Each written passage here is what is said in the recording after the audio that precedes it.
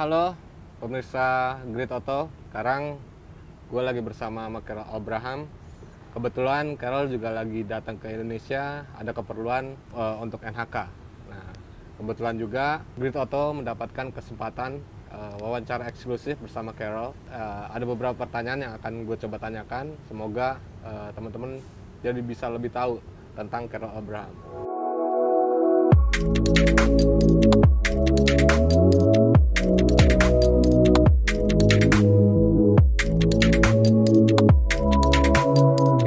Karel, what makes you like NHK helmet? Okay, yeah, well, you know what, they came to talk to me for the first time. Basically, it's almost 2 years ago now, Yeah. when we first met. And I had a different brand for a long time before, and when they talked to me, I was like, okay, I didn't know this helmet brand, but I was not sure. But I had a good feeling about the guys and about everything. And when they described a bit more about their project for the future and everything, I thought it was very interesting and nice, you know. And yeah, ever since I decided to go, I was really happy, especially when we really started to work together, because everything works just perfectly, you know. Anything I need to get done on a helmet, their service, their cooperation is just perfect and very professional, and this is what I think is just great. So it means NHK treat you same like other brand before. I actually would think that they treat me a lot better. Oh, they treat me a lot better because I'm part of a development. Anything that I want, you know, they can make it happen. Yeah. I think the cooperation, as I said, it's just great. Okay. So you already visit Indonesia for several times, isn't it? Because I met you last year. So what do you like about Indonesia? Honestly, I like the whole place. It's really beautiful. I had a chance to visit actually only 2 places. I only have been to Jakarta and around, and to Bali multiple times, both places. Jakarta, well, it's quite busy city, right? The traffic jams are unbelievable. So that's a little bit negative point, but a part of it, you know, the people are really nice. All of them are real big fans of MotoGP and motorcycles, so that's amazing. The food is very good. When I was in Bali, it's amazing place, you know, it's like a paradise, so it's really beautiful escape place. And yeah, I really love it over here, and I'm really happy every time I can come back over and meet my friends. So you already visited Bali and Jakarta. That's Is correct. there any place that you want to visit again? There's so many places where I would like to visit, definitely some other cities to see what it looks like. There is a couple of places that we've got in plan to go. And yeah, Indonesia is just such a big country that you cannot say there is one place you want to visit. You really want to visit, you know, the whole country. Because also every different place has a bit different culture, a little bit different style of food, you know, and cuisine. So yeah, there's many places I want to go. Okay, you already said about the food. The food is interesting for you. What kind of food you already try from Indonesian cuisine? It's difficult for me to remember its names, but overall the cuisine is pretty spicy, right? Yeah. But I like spicy food, so it's really, really good. Yeah. And the best food, I think, is... And now let me think. Yes, but what is the beef? Oh, beef.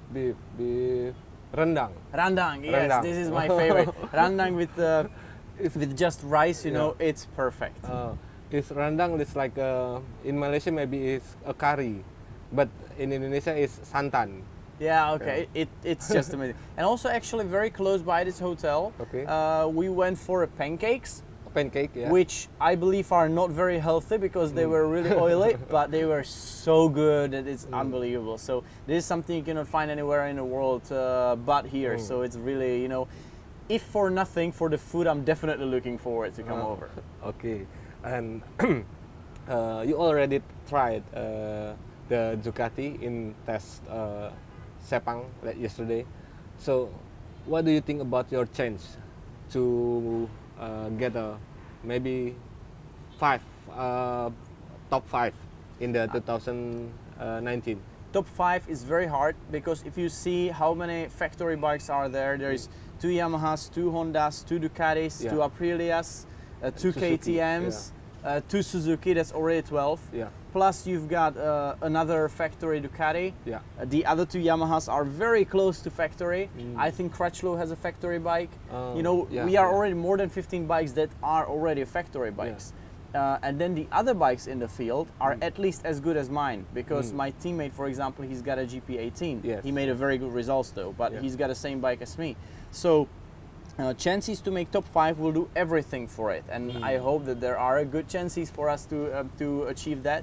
But top 5, it will be very, very, very hard. Difficult. But this is what we are working for, right? Okay. To make things that are difficult, possible. Yeah. Right now, the first test result-wise, it was not great, but I was feeling great on the bike, Yes. and I think the bike has a very good potential. And we just need to get close to the limit, or closer to the limit than we are right now, in order to make good results. Is it very big difference from Ducati GP17 to 18? 17 to 18 is difficult for me to compare, because last year I was riding GP16. I only once tried GP17. So GP16 to GP18, yes, that is a very, very big difference. And there was already a very big difference between 16 and 17, because as I mentioned, I had one opportunity last year to try GP17, and we got so much better immediately that the difference was absolutely visible. The big difference is in electronic side, or? It's I gotta say it's everything. It's a little bit of electronics, but it's we call it aerodynamic package now.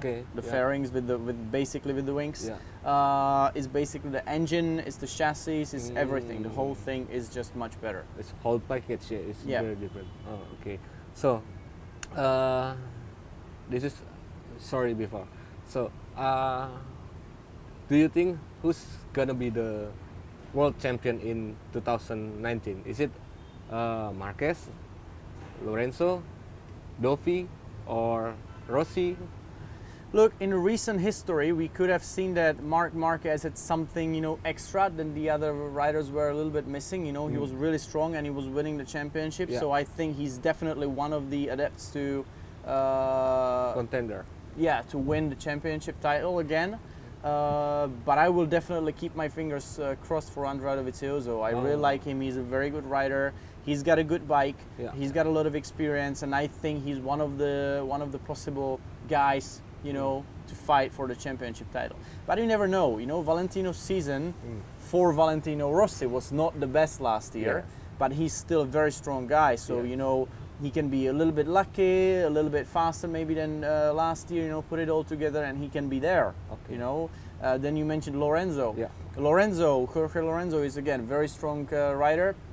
I think for him it is possible to fight for a world championship title, but he's got a new bike and a new team now, and I don't really have much experience with him, and he doesn't have much experience on Honda. So it is difficult to say now if he can be, one of the guys fighting for the championship. Oh, okay. And so, the last question is, do you will change your helmet livery for 2019? Oh, this must be a little bit of a surprise, right? Well, you know what? I really like my design from last year, so I'm definitely gonna keep it. There might be some slight, differences. We can maybe adjust a little bit to this season. It's gonna rain. So we will adjust a little bit, some details on the helmet, but overall it stays more or less the same. More or less the same. Just only the couple of modifications. Yeah, maybe some modification, little details, but nothing major. Okay. Great. Thank you. Thank you very much. I hope you will enjoy Jakarta and Indonesia, hopefully. For sure I will. Thanks a lot. Thank you. Oh yeah, for sure. I would be definitely very happy if you can come and follow me on my Instagram. You can see what I'm doing at all the time, racing, off racing, when I'm in Jakarta. So check it out. It's Karel_Abraham 17. Thanks a lot for the follows. See you. Bye.